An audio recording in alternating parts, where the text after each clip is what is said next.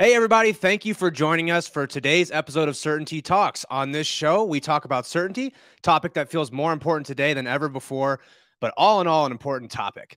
Today, I am doing a solo show. So Steve is out again, and he's getting closer to what matters to him, which is his family. So I'm filling in for him and going to be talking today about a topic that is critical to helping you make better content so you can sell more with what you're already doing.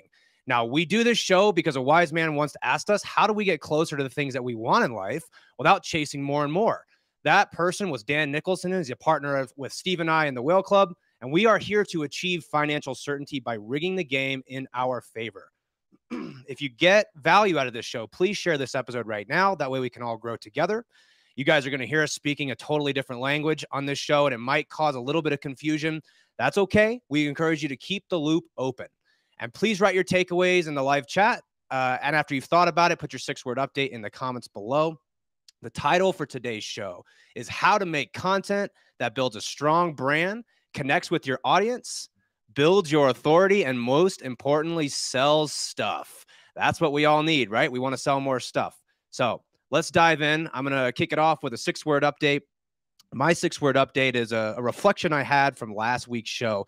It was refocusing my energy on my habits. So, oftentimes what I love about doing this podcast is oftentimes it's a forcing function. It's another phrase that Dan uses in Rigging the Game. It means that sometimes it points out some of the gaps that I have in my own life. And last week we talked about the process is the shortcut. And what that means to me is it's more about your daily actions, your behaviors that you take on a regular basis that are going to get you closer to the things that you want in life. And, like a lot of people, staying disciplined to my habits week after week is oftentimes, easier said than done. So, I made a recommitment to myself, my team, my family to focus on my energy on my habits. And because the process is the shortcut. So, well, let's jump right in. I've got a ton of information to share today, and I'll be honest, it's probably going to come across a little bit like a fire hose to the face. I've got a lot of stuff to share. Just recognize that at the end, I'm going to tell you guys how to get access to this information. We've got an entire mastery series that we're going to have for you guys and some cool bonus material at the end. So stick around to the end. I'm going to tell you how you can get some of that. But on this show today, we're going to go over 5 things. Number 1, why your content may not be working as well as you'd like it to.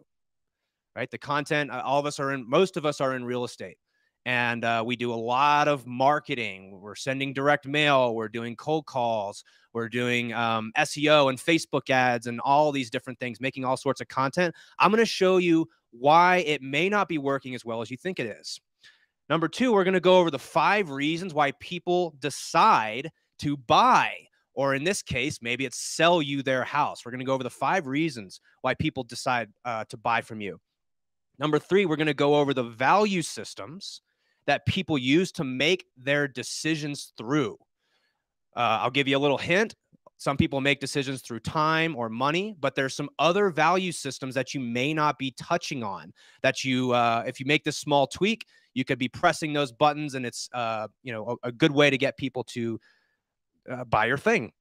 Number 4, I'm going to talk about how to identify the false beliefs of your clients and completely bust them. The underlying false beliefs that they have that are preventing them from picking up that phone or doing that thing that you want them to do. I'm going to tell you a little bit today about how to bust those.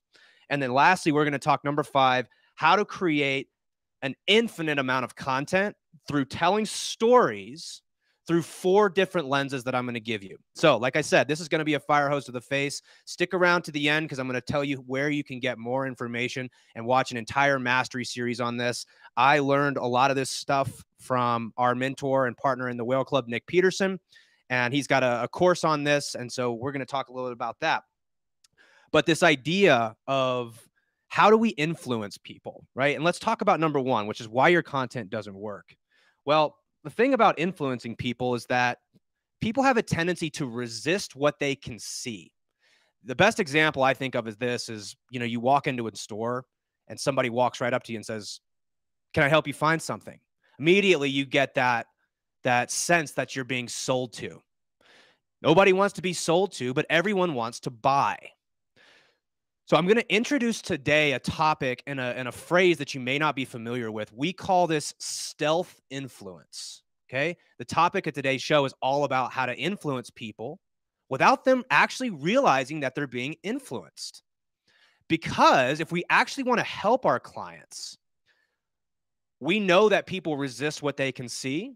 We know that nobody wants to be sold to. So we have to do things and influence people in a way that's actually beneficial to them, but they may not actually know that it's happening, right? So that's what we mean when we say stealth influence, and that's the basis for today's discussion. And so what I think when we talk about number one, why your content isn't working as well maybe as you might like it to, is because of something that I've learned recently. Because Nick calls it the intention intervention gap. I just call this like there's a gap between your actions and your intentions. So everybody knows we should be eating healthy and exercising. Everyone knows that you should go to bed on time, right? But how many of us actually do those things consistently? It's not a matter of like, do we know we should do this? It's a gap between there and actually getting them to change their behavior. So stealth influence is all about getting people to actually modify their behavior, because we don't need to be told to brush our teeth.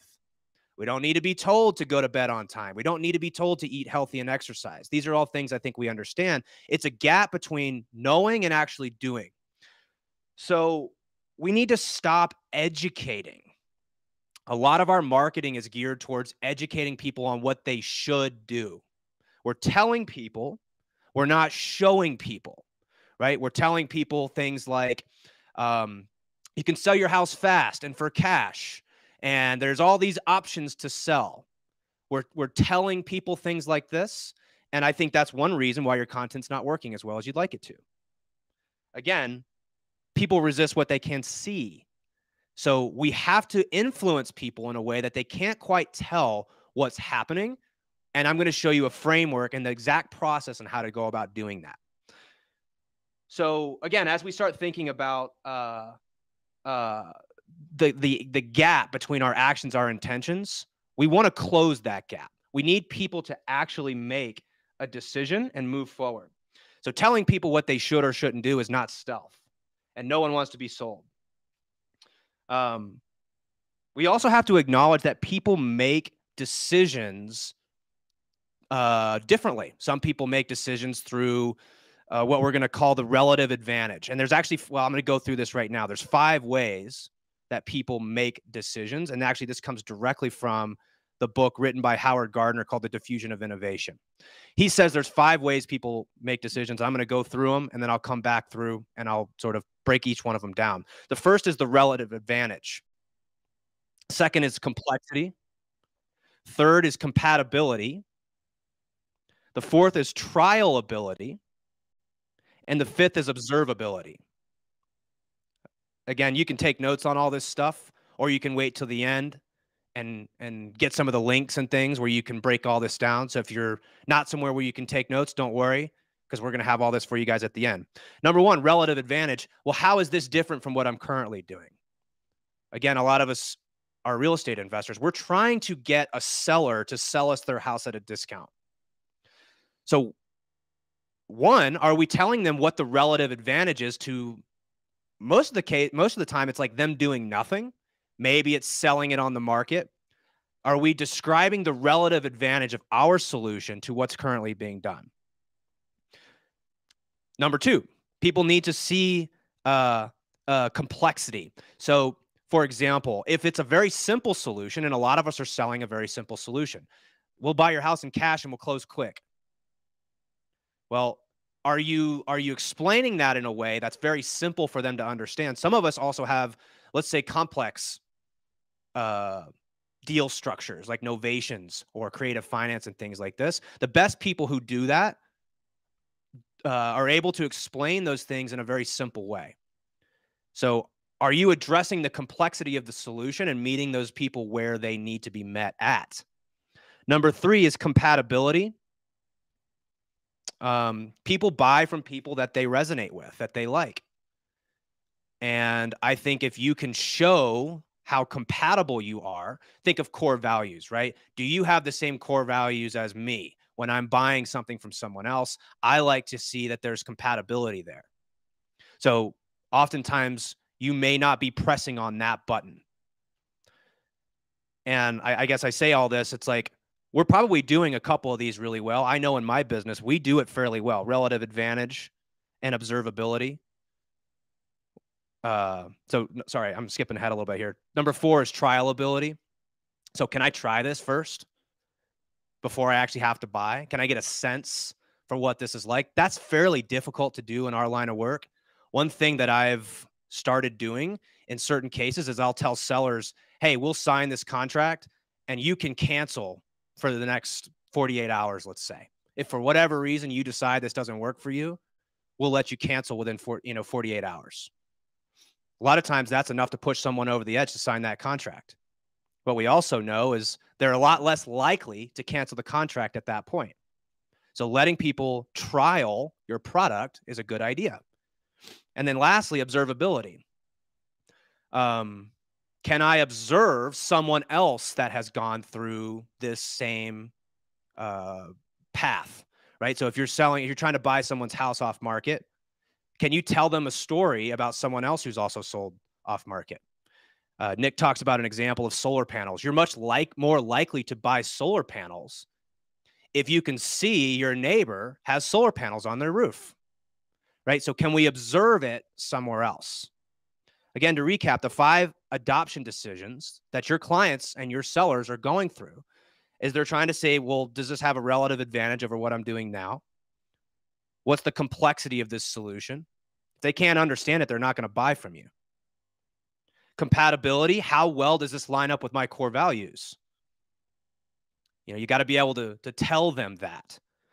Can I trial this? Or is this like all or nothing? If I sign here, am I backed into a corner? You might try to find ways in your business to let your clients have a trial period. It's easy when we're selling, let's say like an online course or something like that. And you're saying, hey, if you don't like it after 24 hours or after a week or after a month, we'll give you your money back. Observability. Can they see or observe someone else having success with this product? So again, what I'll challenge everybody with is to hit all 5 of those adoption decisions, because not everybody buys for the same reason. You might be sending out marketing and communicating to your customers, and you're just absolutely hammering the relative advantage and the observability, or maybe you're hammering how simple the solution is. Well, not everybody buys based off of those things. What I'm going to show you how to do is to hit all of those buttons, right? To press those buttons and cycle through them in your content. Because I guarantee you have people in your CRM that are just waiting for you to say it in a way that they would actually buy based off of, right? These adoption decisions, somebody's sitting here saying, well, can I trial it first? They're not really talking about how compatible this is with my core values. And again, you might be making these mistakes inside of your marketing currently. So those are the 5 reasons why people decide to buy. Again, that was written about in the Diffusion of Innovations, the book by Howard Gardner, which has been around for almost 50 years. So I've observed this in my business. And what we need to do is understand that not only are people making decisions to buy differently, but they also have different value systems, which means not everybody's interested in money and time. Those are the first 2 value systems. But how about other things like the legacy that they're leaving behind? That comes up a lot when we're dealing with especially older people that are selling their homes, let's just say, right? They want to leave a legacy. You've got things like authority. By doing this, how does this give them more authority? A lot of people, they value authority more than others. So are you positioning your product in a way that aligns with that value system? They could care less about saving money or saving time. They just want to know, does this product help me get more authority? Could be that they're after attention, or let's say lack of attention. Maybe they don't want to put a sign in the yard, right? They don't want attention from their neighbors. They don't want people to know what's going on. Or maybe they do want to show off their property. So you're going in here saying, I can buy this house off market and we'll close in 2 weeks. And meanwhile, they're like, well, I want to try to, get as much attention on this as possible. Again, you're just making an assumption on their value system. The last thing would be confidence. So how much confidence is this product going to give them in their life? So I think it's really helpful to think through, how are we touching not only the 5 different adoption decisions, but how are we hitting their different value systems? Because not everybody cares about selling a house really fast and getting cash. I think it's important to know that when we're making our message to these prospects or clients, sellers, whatever it may be, whatever you're trying to sell, we need to make sure we're hitting these different value systems. It's the first time I've ever presented on this, so hopefully it's going all right. Got a lot of information here. So action items. First thing I want you guys to do, now that we've talked about the adoption decisions and the value systems, is we've got to get crystal clear on what is the micro step that we want our customers to take. That means it might be that calling you is too big of a step for them. That's a pretty big step to pick up the phone and call somebody for a lot of people. It could be that you want them to go to your website and read some information. Maybe your first step is to call them. Again, I don't know. You probably know your customers better than I do. But is it to respond to a text? Is it to go download some ebook? Is it to go to your website? Is it to call us to get a free offer? Again, what you want to do here is you want to make the step as small as possible, because what we're trying to do is build momentum towards us. And if you make that step too big, you're going to lose people. So the action item that I want you to do, now that you know these adoption decisions and these value systems, is define the smallest step, the micro step, as we like to say, as part of the Certainty operating system, that you want your clients to take. Get crystal clear on that. And then we need to acknowledge that, again, I'm just going to keep saying this, that people fundamentally have different value systems and they make decisions to buy differently.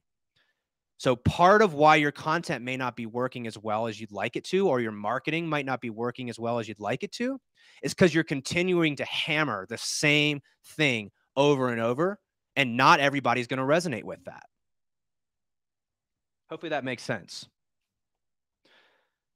And, back to the whole stealth influence thing, if we want to actually influence people, we have to meet them where they are. We can't just assume that this message is going to resonate with everybody. We have to meet them where they are. And they can't know that it's happening, right? That's part of it. We resist what we can see. So you have to meet people where they are. The best way to do that is by recognizing there's different buttons that you need to be pressing. So if you're in the Whale Club, you've probably already gone through this. We just went through this in our Certainty process. I'm about to talk through a worksheet that we use to start putting all this stuff together. I'm going to tie all these things together. And it's like I said, if you're in the Whale Club, you've got all these documents and all these worksheets and things like this. If you're not, you can follow along. And I highly encourage you to sort of take some notes, and you can build out your own version of this spreadsheet if you'd like. So what we call this is the belief buster. So again, we've recognized that people make buying decisions differently. They have different reasons why they adopt things, and they also have different value systems.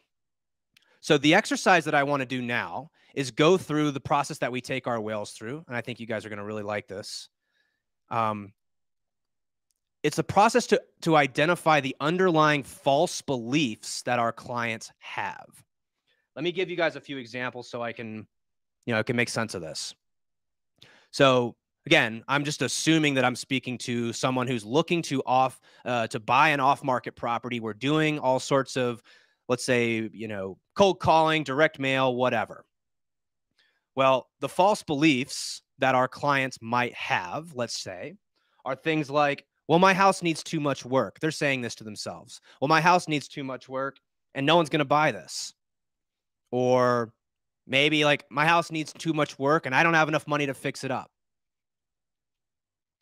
I run into this all the time. People say, I don't want people in my house. I don't want to sell my house because there's going to be people all inside of my house and I don't want them coming in my house. They're very private people.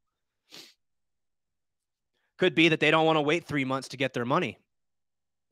You know, and this is a false belief that they're telling themselves. Well, in order to sell my house, it's going to take 3 months. Maybe it's, you know, we deal with this a lot with elderly people, especially if someone has passed away and you're dealing with the spouse of someone who's passed away. There's a massive sense of overwhelm. I just don't know what to do. There's so many things going on. They're very emotional and they're just overwhelmed, right? And this is preventing them from moving forward. A lot of times there's a reluctance that people will take advantage, and I'm sure we've all observed that in real estate. There's people that will take advantage. There's a low barrier of entry in real estate, and there are a lot of people who will take advantage of you. So that fear, oftentimes, it comes from experiences that they've had. So what I want you to do is make a worksheet. And at the top, I don't know if I can share this, but I'm going to go through it on my sheet here and kind of tell you guys what I'm doing. At the top, what I write is a simple phrase. What do we need them to believe so that they will buy our thing? Right? What do we need sellers to believe so that they will call us, so that they will take that micro step that we've identified already? We need to identify, if I can just get them to believe this, they will take this action. So that's at the top. Then a line under that, I want you to write false beliefs. And we're going to start with 1, right? So again, try to identify the number 1 false belief that your clients have that's preventing them from doing the action that you want them to do. And again, maybe it's like, well, my house needs too much work and I don't have any money to fix it up. Maybe that's your number 1 false belief. So I want you to write the false belief. Then next to it, I want you to write the experience that gave them that false belief. Maybe the experience is that their neighbors have been communicating to them for the last 10 years that they've lived there, that in order to sell their house, they've got to fix it up. They've got to put some money into the property. Maybe it's that they've had family tell them, oh, well, if you want to get the most money out of the property, you got to fix it up before you sell it. So try to identify this. This requires a tremendous amount of empathy. Anytime you're trying to influence somebody, especially using stealth influence, if you don't have empathy, you are going to be screwed, right? So this requires a massive amount of empathy for your clients and really understanding what they're going through.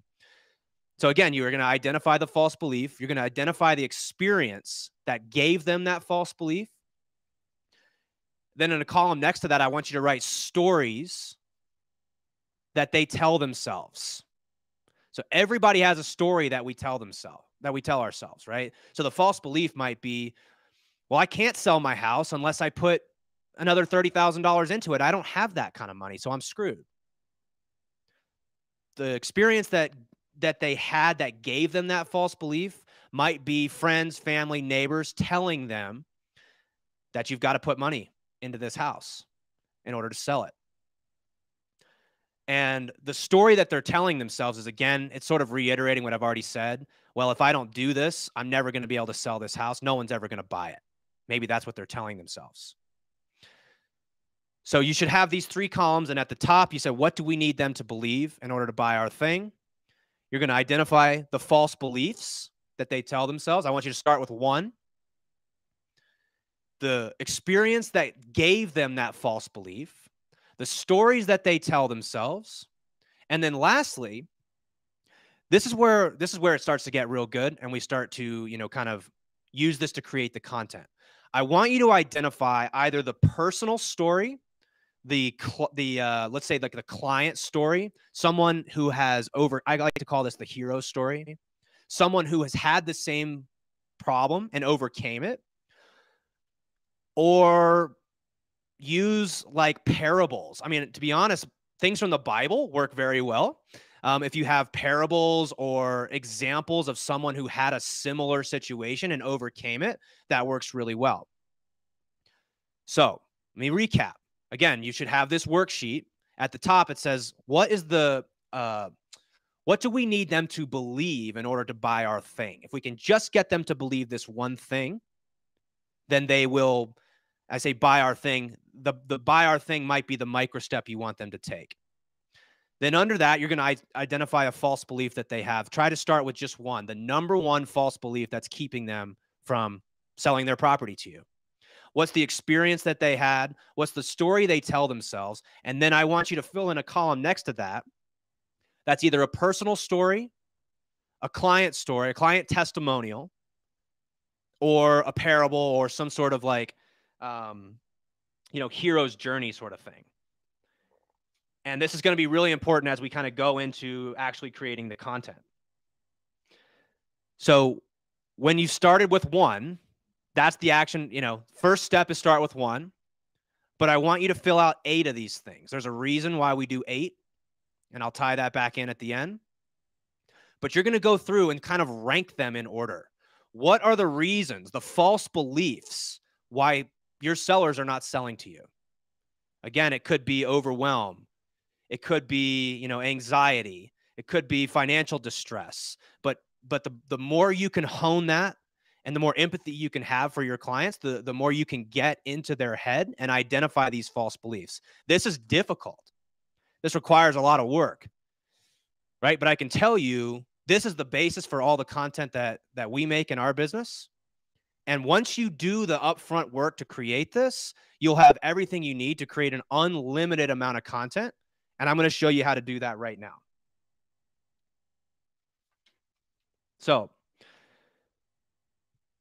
we all know that stories are very powerful.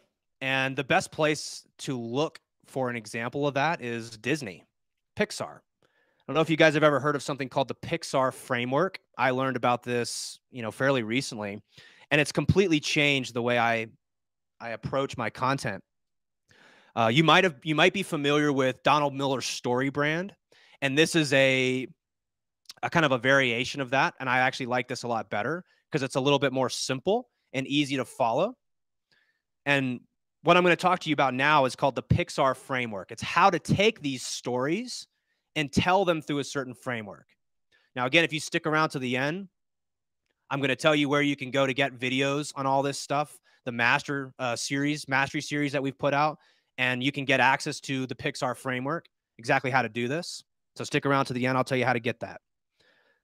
Pixar framework goes like this. Once upon a time, there was a seller named Sally. And every single day, Sally sat around looking at all the work needed to be done with her house and had this massive amount of overwhelm. All her friends and neighbors and family were telling her, you have got to fix this up if you want to sell it. And Sally felt trapped. She felt locked into this house, like she didn't know what to do. She needed to move on from this, but she couldn't. And then one day she got a letter in the mail, and it was telling her about a story of another seller, another neighbor of hers, that had the same exact problem and how she was able to overcome that. So Sally was very interested, and she picked up the phone and called Bunny Hill Properties. That's the name of my company. And because of that, we were able to show Sally all the different options that she had to sell. And the one that she liked the most was the option where she didn't have to do any work to her property. And because of that, she was able to leave town and go be with her family while our company took care of all the necessary repairs. We were able to get her money very quickly so she could move on from this. And she didn't have to lift a finger to fix anything in that property. And because of that, now she's able to get on with her life. She lives in Florida. Everybody moves to Florida for whatever reason. But now she lives in Florida, and she's with her grandkids, and she's living the life of her dreams. And now she has, this perfect life, yada, yada, yada. That's the point. So the Pixar framework, it goes like this. Once upon a time, and we've all heard this. This is a reason why Pixar is one of the biggest names in stories. It's why, I'm I don't have kids, but I would imagine a lot of parents are still telling these stories to their kids from their childhood. It's because they have engineered a system and a framework to tell stories that connect with audience and influence people. That's essentially what we're trying to do, right? We're trying to influence our clients to take some action that we know is in their best interest. But we have to do it in a way that they don't realize it's actually happening. And we do that through telling stories. So, like I said, we're going to give you the exact framework for the Pixar framework so you can tell these stories in a certain way that's going to connect with your audience without it making it seem like you're telling them what's going on. You should sell us your house in cash because we can close quick. Again, you're telling them. What you want to do is you want to show them. Yeah, actually, this person that we worked with in the past had the exact same problem with you. And every day she went through this process of worrying. And then one day she found our company. And because of that, we were able to come in and buy this house from her without her having to make any repairs. Because of that, she was able to get on with her life. And now she lives in Florida with her grandkids and has the life of her dreams. Right? So this is what I want to really get at today is the power of telling stories and a framework to tell them through. So this next action item, again, so let me recap. The first action item is to identify the micro step. If you don't have that, you don't know what you want your clients to do, the smallest step that they can take, you're probably going to confuse them. Are you telling them in one place to go to your website? Are you telling them in one place to text me back? Are you telling them in another place to call our main line or something like this to get a free estimate or free offer on your home or something like this? Again, you need to not only be consistent with what you're asking, but you need to make it as small as possible. Because again, if that step is too big, you're going to lose a lot of people. That's what I've found, at least. Right. So we identify the micro step. Then we go through this process of identifying the 8 false beliefs that our clients have, reasons why what they're telling themselves, the accompaniments inside their head as to why they're not buying. If we can identify those false beliefs, if we can identify the experiences that gave them those beliefs and the stories that they're telling themselves, then we identify a story that completely busts that false belief. Yeah, we had a client that had the exact same problem. Here's how they overcame that same thing by working with us. And now they have this desired outcome that, of course, your client is also desiring, right? So now they can see what's going on. You're showing them a process. You're not telling them what it can do for them, right? This is going to influence your clients massively. I promise you that. If you can start telling stories to meet people where they are, we don't want to educate. We want to show people, not tell people. Again, people resist what they can see. So if you come out just like spouting all the features and benefits of your product, you're probably going to lose them. You have to tell stories in a way that they're going to connect with. So once you've got your 8 false beliefs, you'll fill this belief buster worksheet out. Again, if you're in the Whale Club, you've got this worksheet. If you're not, you can probably just take what I just said and piece it together, or you can stick around to the end and I'm going to have all these videos and you can kind of see this visually and you can make it yourself.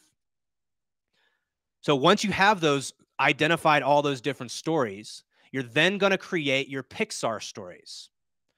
So if you're let's say the CEO or the owner of a off-market wholesaling business or a real estate investing business, what you should be doing is encouraging your sales and marketing team to make one Pixar story every single day.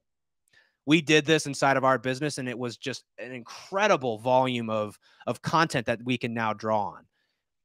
Go back to all your clients. Think through, why did they adopt your product? Was it because of the relative advantage? Was it because they, aligned with your core values?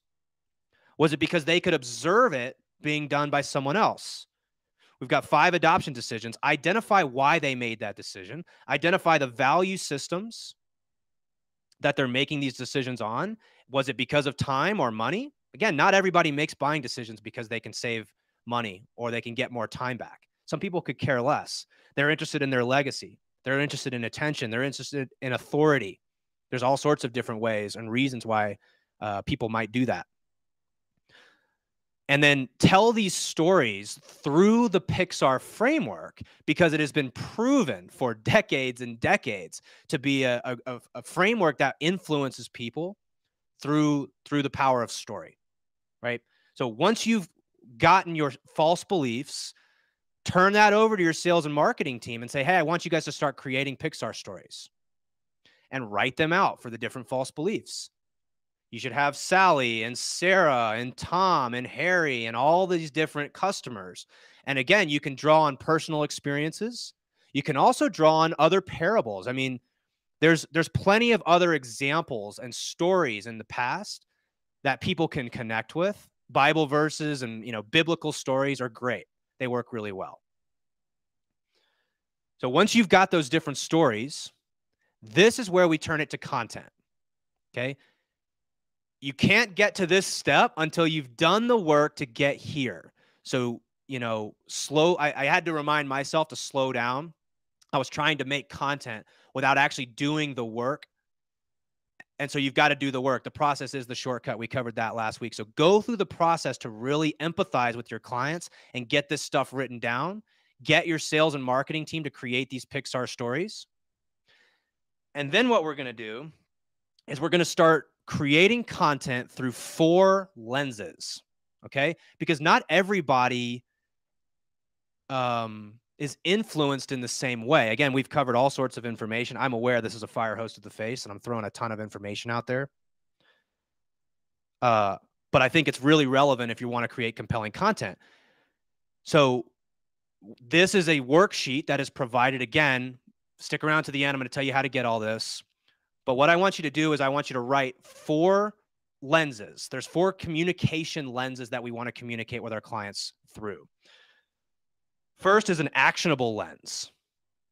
So are you telling your clients what they can do? Take this action, right? The second is aspirational. So a lot of people like to hear a hero story. A lot of these stories I've been telling about Sally on this show, that's an aspirational story. She was able to overcome some adversity and achieve the life that she wanted. That's very aspirational. But not everybody buys off of that. I'm an engineer. I make a lot of decisions off of number 3, which is analytical. What are the numbers? What do the numbers say?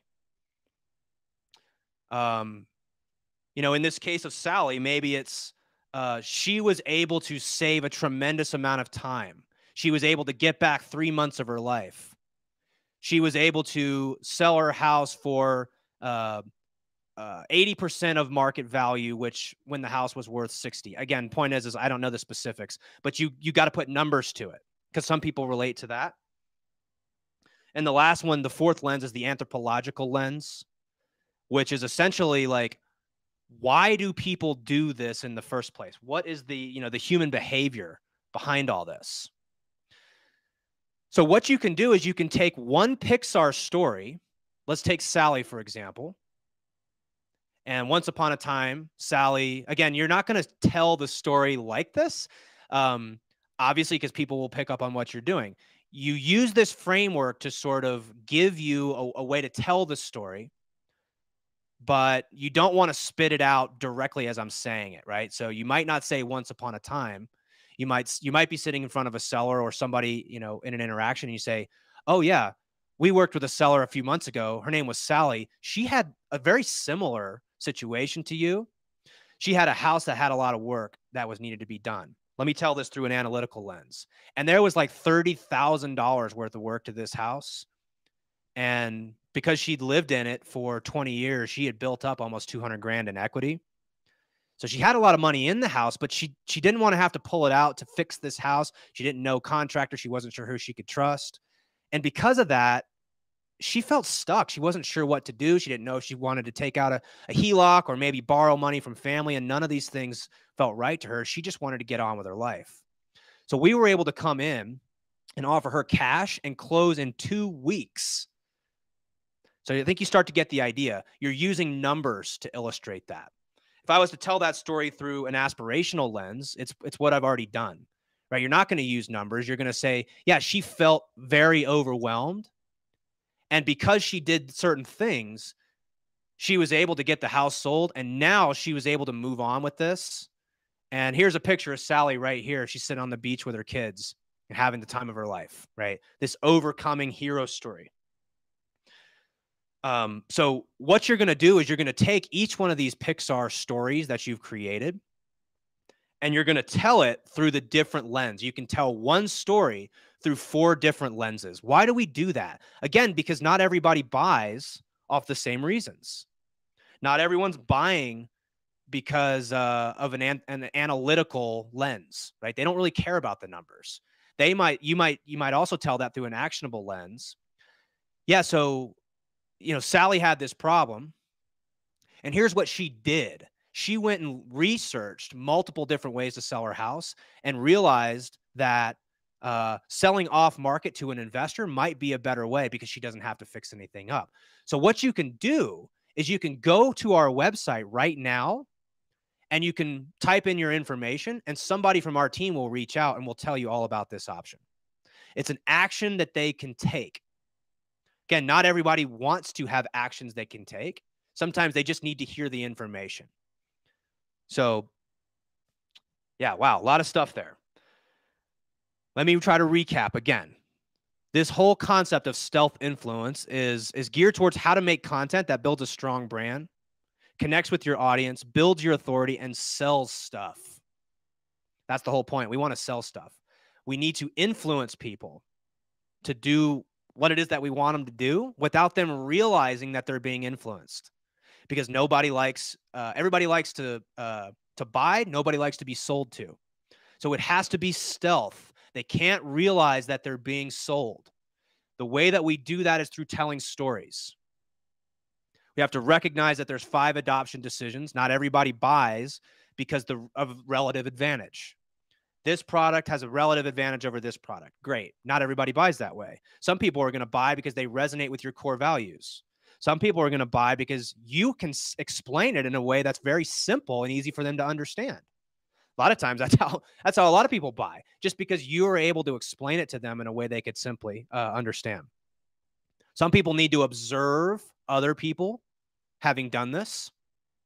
So you have to recognize there's 5 different adoption decisions. We also have to recognize that there's different value systems. Not everybody cares about money or time or closing fast. And if you're constantly pressing that button, you might try to press the other buttons.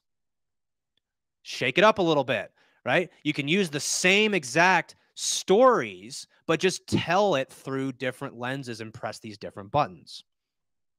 We have to acknowledge that fundamentally people decide differently. They have different core beliefs and different value systems, right? So you have to do the work to try to define these false beliefs that your customers are having.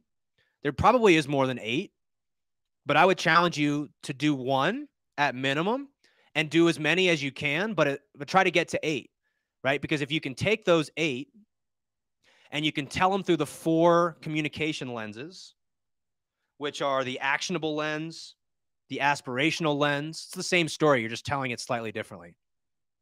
The analytical lens and the anthropological lens. Tell your stories through these different lenses, and they will connect with different people differently. It's the same piece of content, just slightly repurposed. And if you can take the time to build these things out, build out your Pixar stories, and train your sales team to use this, you will make a massive impact with your audience, and I guarantee you'll get more people buying from you. Well, in this case, it's selling their house to you, most likely. So where can we use stealth influence as real estate investors? Where should we be using and telling these stories? I'm going to tell you should be using them everywhere, but let's be specific. First is in your marketing, in your direct mail, or your cold calling, or your texting, or your SEO and Facebook messages, right? People connect with stories. No one wants to be told things. So if you find yourself being like, we close quick and we can pay cash. You're telling, you're not showing. Try to do that through a Pixar story. Try to identify. So like, what's the underlying false belief that people have? And how have you told a story that overcame that? Right. So it might be a Facebook ad that shows a picture of Bob and how Bob had this hero's journey that he overcame. You're showing them in that case that Bob was able to sell his house for cash and close really quickly and get on with his life to whatever was more important to him than dealing with this headache. Now, that is a compelling story that people are going to connect with. They're going to say, oh, you know what? I have that same problem. They're not telling me, they're showing me the example of what it is. So I would use this in your marketing. I mean, TV, radio, all these are up for grabs. And I'm really trying to think through how do we better use this across all of our marketing platforms using stories to connect with people. I would encourage you to do it with lead managers. If you've got somebody who is brave enough, I mean, I think it's a pretty big step to ask someone to call your company personally, especially in today's modern age, right? If you can give them a smaller step to take, you're probably going to get more people taking it. The bigger the step, the less people are going to take it. So first off is try to make it as micro step, as small of a micro step as you can. But when they do call in and you do get on the conversation with them and you're asking them, I hate the phrase, why are you looking to sell? Because why triggers defensiveness. I'm sure if Steve was here, he would agree with me.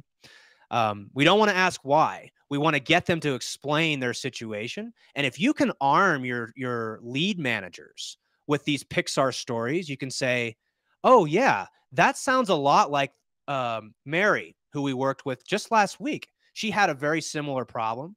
She was dealing with this house. Because of that, it was causing her all this stress. And then one day, again, you get the idea, yada, yada, yada.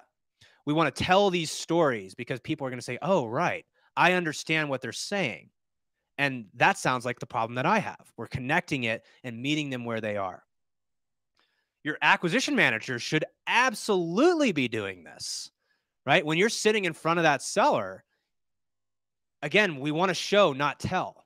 Demonstrate that you understand. Chris Voss talks about this all the time inside of his book, Never Split the Difference. If you've ever read that, he talks about mirroring, labeling, and paraphrasing. This is another tool to add to your tool belt. Mirroring works very well. Labeling works very well. Paraphrasing works very well. But if you can also connect it to, oh, that sounds like this situation. She had the same situation as you or similar, and here's how she overcame it. Or here's the actions that she took in order to get over that. Or here were the numbers that here's the amount of money she saved or the amount of time that she saved. And tell things through these different lenses. Lastly, this is where I think there's probably a huge opportunity is through follow-up. And let's just say like drip sequences. You know, we're constantly getting leads that aren't, let's say, ready to buy at the right time. It very well could be because they didn't connect with one of the 5 adoption decisions there. They didn't see enough relative advantage. They couldn't observe it in real life, whatever. We didn't do a great job connecting with them. So as you're looking at your follow-up sequences, you might respond to them with a Pixar story, right? Hey, Jim, just wanted to reach out and let you know about a recent client that we just helped. They were going through a similar situation as you, and I thought it would be valuable for you to hear how we were able to help this person. Or actually, I would probably switch that around. Not how we were able to help this person, but how they were the hero of their own story, how they were able to use our services to overcome whatever adversity they were having. And it sounded a lot like the situation you were in, so I wanted to send this over and let you know. So I think drip sequences and follow-up sequences are an excellent place to do that. But certainly try to find ways to inject this throughout your sales process. Because it's been massively beneficial. And again, people buy for different reasons. So if you're not getting if you're not getting as many people responding to your content or your message as you'd like, try telling it through a few of these other different lenses. It might be just because you're hammering the same lens over and over and over. And those people in your CRM are waiting for you to just tell it in a way that their brain can make sense of it. Right. So not everybody makes sense of things the same way. So you've got to kind of vary your message to meet your clients where they're at. And again, using these Pixar frameworks and using these tools that I've just laid out here will give you a playbook to create an infinite amount of content, because you can create these false beliefs and you can just continue to add to that Rolodex. And then every time you get a new client, or they don't even have to be clients, right? You can just talk about situations that prospects have gone through, and create these Pixar stories, constantly be creating new ones and arming your sales team with them so that they can start showing people, not telling people. That's what we've got to get out of. If you can do that and tell these stories through these lenses, people are going to be influenced by your message and they won't even realize it. That's the key to getting people to change their behavior, is to get them to they don't even know that they're being influenced at that moment when you're speaking with them or sharing some message with them. And that's ultimately what stealth influence is. Now, I know that I just threw out like tons of stuff. We talked about the adoption decisions. We talked about the value systems. We talked about the belief buster worksheet and how you can create that. We also talked about the Pixar framework. Geez, this is so much. And we talked about the communication lenses that you can then use to create this content. So I went through this very quickly. Hopefully you got a lot of value out of that, but what I'm hoping is that you can realize how important it is to tell stories, and why people connect more with stories. Probably don't need more evidence than Pixar itself, right? They've been using this for decades, and they have one of the most influential frameworks for telling stories out there. So if you want to learn more about this is where I'm going to tie it all in, right? We've got a mastery series where this is all broken down over the course of 5 different videos. Wasn't sure if I should try to do this in one podcast or space it out over multiple. We did it in one because Steve's not here. I thought I'd just try to get it all in. But I realized there's probably a lot of potentially confusion and just a lot of information that I threw out. So here's how you can get access to that mastery series and the Pixar framework and all these different things. If you go to whaleclubfreestuff.com, there's all sorts of resources there, but you scroll down a little ways, you can see our masterclass series. There's a button. You can click that button. It says get the stealth influence videos, mastery series. I don't know exactly what the button says, but point is if you go to whaleclubfreestuff.com, you can find a button there, click that. You can get the stealth influence videos, some of the Pixar frameworks and things like this. Again, if you're in the Whale Club, we're going to provide all of these resources to you. But for everybody else, you can watch these mastery classes and learn how to make content that builds a strong brand, connects with your audience, builds your authority, and sells stuff. So thank you guys for tuning in today. Hope you got a lot of value out of this. I know it's a ton of information. Hopefully you will take this and make use of it inside your business to do more with the current marketing that you already have. This doesn't require going out and buying more data. This doesn't require sending more direct mail or making more phone calls. It's a small tweak you can make to your messaging that's going to connect with more people and influence them to buy more of your stuff. Thank you guys for tuning in today, and we'll see you guys on the next episode.